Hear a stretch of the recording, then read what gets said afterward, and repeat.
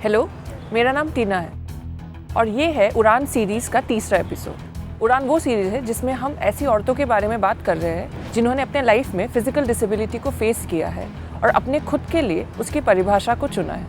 इस एपिसोड में हम बात कर रहे हैं माउंटेनियर अरुणिमा सिन्हा की।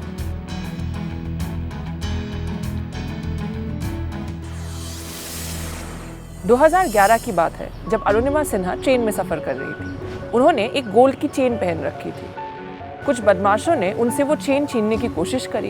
अरुणिमा ने उनको रोका, लेकिन इस हाथापाई के चलते उनको ट्रेन से बाहर फेंक दिया गया।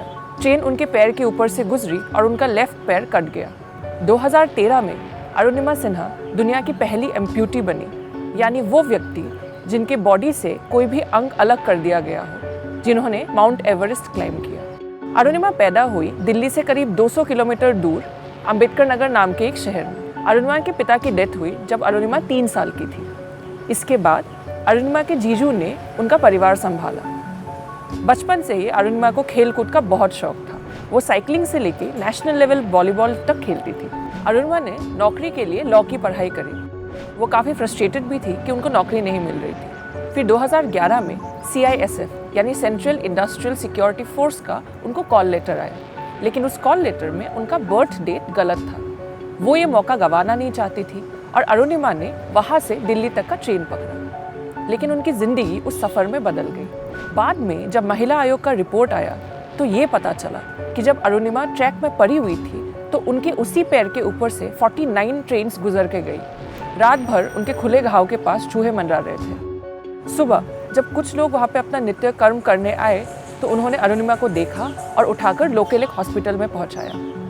उस हॉस्पिटल की हालत काफ़ी ख़राब थी। अरुणिमा होश में ही थी जब उनके पैर को गैंग्रीन से बचाने के लिए काट दिया गया। उस हॉस्पिटल के एक फार्मासिस्ट BC यादव ने ही अपना खून डोनेट किया अरुणिमा को। उस हॉस्पिटल की हालत कितनी ख़राब थी ये इसी बात से पता चलता है, जो अरुणिमा का कटा हुआ पैर था उसको खाने के लिए रास्ते का एक कुत्ता आ गया था कमरे के अंदर। अरुणिमा के इस केस के चलते काफ़ी हंगामा भी हुआ मीडिया में। उस टाइम के स्पोर्ट्स मिनिस्टर अजय माकन ने उनको एम्स में ट्रांसफ़र करवाया।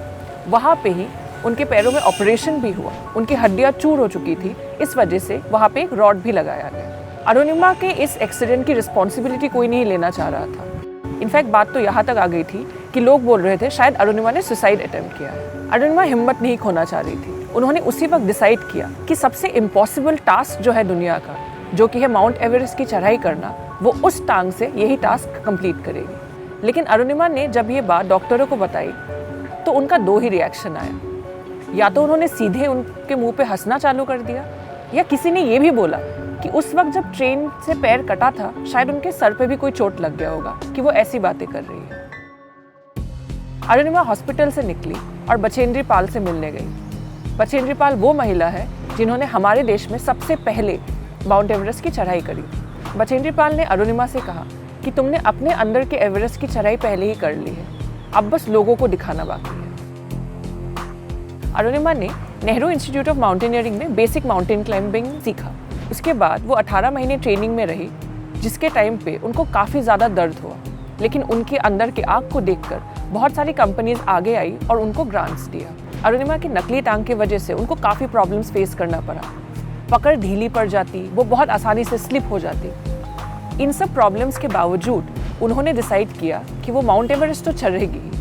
अरुणिमा के साथ जो शेरपा जा रहे थे उन्होंने साथ जाने से ऑलमोस्ट मना कर दिया था। उनको ये लग रहा था कि आम लोग ही माउंट एवरेस्ट की चढ़ाई नहीं कर पाते, तो अरुणिमा कैसे कर लेगी। वैसे मैं यहाँ ये बता दूँ कि शेरपा एक पर्टिकुलर ट्राइब होती है जो माउंट एवरेस्ट के आसपास ही रहती है, और उनकी मदद से ही आप माउंट एवरेस्ट की चढ़ाई करते हो, क्योंकि उनको उस जगह का ज़्यादा नॉलेज होता है। अरुणिमा हार मानने को तैयार नहीं थी। वो चलती गई। माउंट एवरेस्ट के क्लाइंबिंग में 500 फीट की ऊंचाई को डेथ जोन कहा जाता है।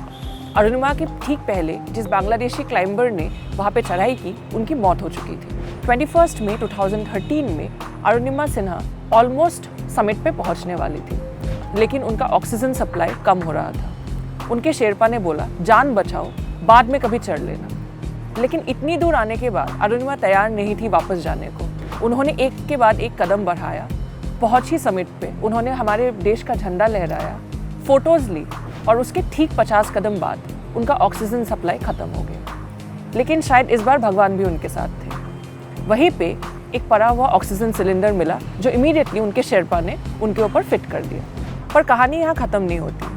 अरुणिमा ने डिसाइड किया कि वो हर कॉन्टिनेंट के सबसे हाईएस्ट पीक पे चढ़ाई करेगी। अब तक अरुणिमा ने अफ्रीका के किलिमंजारो, यूरोप के एल्ब्रस, ऑस्ट्रेलिया के कोसिस्कू, नॉर्थ अमेरिका के एनकॉनगुआ की चढ़ाई कर ली है। पर साउथ अमेरिका के डेनाली पिक को क्लाइम करने के लिए उनको 55 लाख रुपए की ज़रूरत है। पर इससे भी बड़ा चैलेंज है अंटार्कटिका के विंसन मैसिव को क्लाइम करना, जो कि काफ़ी डिफिकल्ट क्लाइम होता है। अरुणिमा शहीद चंद्रशेखर आज़ाद खेल एकेडमी नाम का एक स्कूल शुरू करना चाहती है जो अंडर प्रिविलेज डिसेबल बच्चों के लिए होगा। अभी तो ना स्कूल का मैदान है ना ही बिल्डिंग है, पर अरुणिमा का मानना यह है कि बिना एक टांग के जब वो एवरेस्ट की चढ़ाई कर सकती है तो वो एक स्कूल भी खोल ही सकती है। अरुणिमा की इस इंस्पायरिंग स्टोरी से अगर आपको इंस्पिरेशन मिला तो आप उड़ान सीरीज़ की बाकी स्टोरीज भी देखें। इसके अलावा आप हमारे फेसबुक पेज ऑर्डिनरी को लाइक करें और इसके यूट्यूब चैनल को सब्सक्राइब करें।